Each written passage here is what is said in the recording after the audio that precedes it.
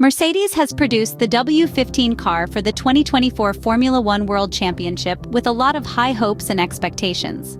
The problems are not few in this start of the season, and in part, it seems like watching a car that mirrors the bizarre and unmanageable behavior of the Ferrari SF-23 from last year.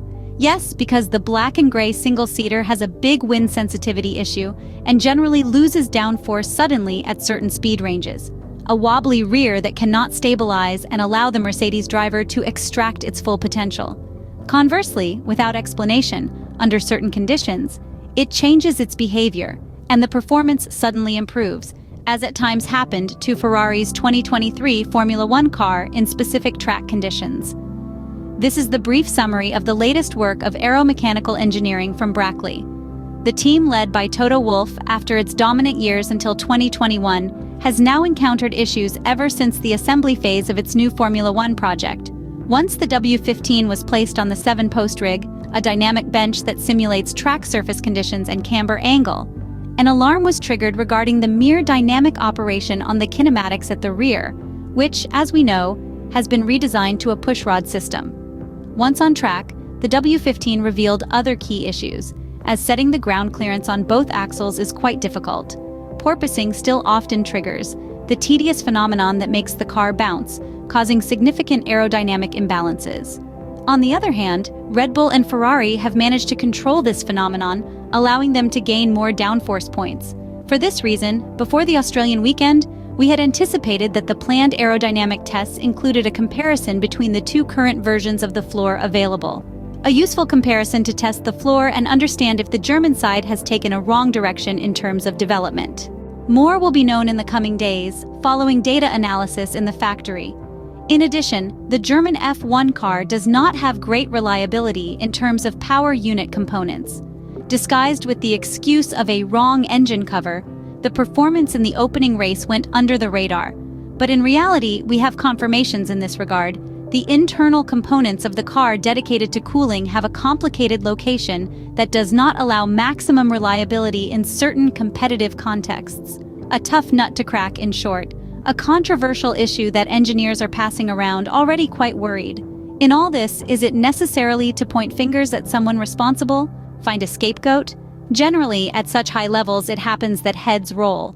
It wouldn't be the first time at Mercedes. We just have to see the departure of Mike Elliott, which was demoted in order to reintegrate the former Ferrari man James Allison as the head of the technical department, an operation that at this precise moment does not seem to have borne the expected fruits.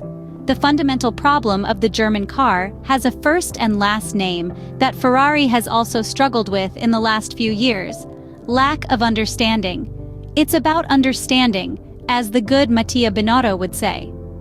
After 2 seasons without a clear idea, this Ferrari team seems to have finally got a clear picture about the current generation of Formula One cars. Team principal Frédéric Vasseur has shown that in a few months, with knowledge of the cause under his arm, things can indeed improve. But let's return to the most successful team during the hybrid era. So, as we said before, is it time to find the culprit of the situation? Is the AMG executive board in Stuttgart already doing this?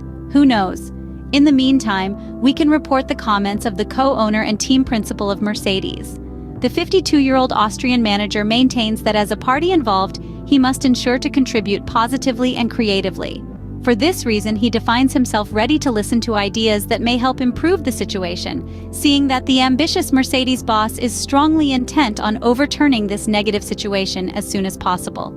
Every morning in front of the mirror at home, he looks at himself and asks if everything he does is correct, but his position is certainly not simple, not being a mere investor who can call himself out. On the contrary, his attention remains maximum, as well as the self-criticism towards himself. However, the moment is really delicate for Mercedes and Toto Wolff, because although the Austrian manager tries to be optimistic for the future, everything seems tremendously difficult, especially because the team was convinced that the W15 could represent a big turning point right away compared to the last 2 disappointing seasons. And although Mercedes has made huge technical and economic efforts in Formula One, there is still something they can't see and immediately correct. Therefore, until they understand why, it will not be at all possible to start fixing things.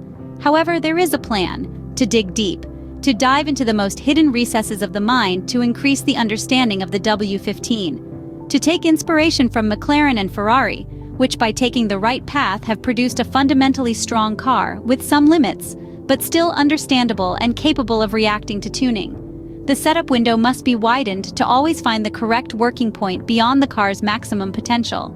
Arriving at the end, another question spontaneously arises. Will they really succeed, or will they continue to dwell in this unfruitful limbo as in the recent past?